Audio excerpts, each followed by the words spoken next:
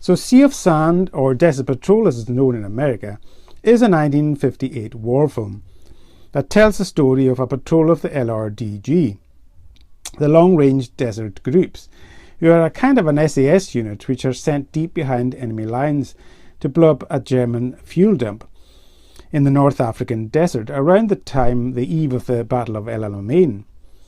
Led by Captain Cotton Michael Craig, they are a tight-knit group of soldiers with their own brand of warfare. They rely on speed and stealth to survive, and they are a very different breed to a regular soldier. Hand-picked from a group of volunteers, they have worked together on many previous missions. Into this group comes Captain Williams, John Gregson, who is a Royal Engineer sent to navigate minefields for them. As a regular soldier, he finds the unit's unorthodox approach to soldiering difficult and clashes with Michael Craig, who has a chip on his shoulder about the regular army.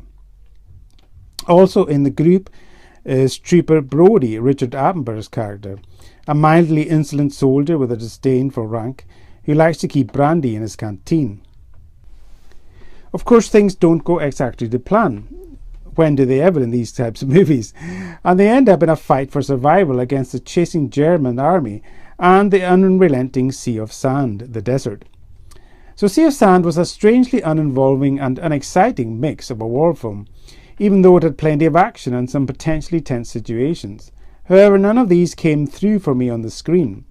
The cast were all fine, especially Michael Craig as the closed book Captain Cotton. I believe he was nominated for a BAFTA award for his performance, a very believable and unshowy turn. John Gregson as the new boy was also good, and Richard Attenborough was great as always. None of the actors were helped though by a rather dull if functional script, which given very few dramatic high points or memorable dialogue exchanges between the stars.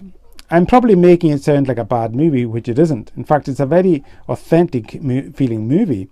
You get a real taste of the heat, dust and general fatigue which these incredibly brave men had to endure while under the ever-present danger of an extremely hazardous mission. So, to sum up, a well-made if unremarkable war film which lacks dramatic tension and some conflict between the characters. But it is helped enormously by some beautiful location shooting in the Libyan desert and a strong supporting cast. Realistic to a fault perhaps, but you're left at a distance and unengaged for the most part, I felt, and wanting more drama from a capable cast.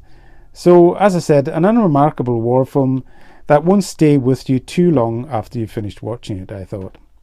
My score, 6 out of 10 stars.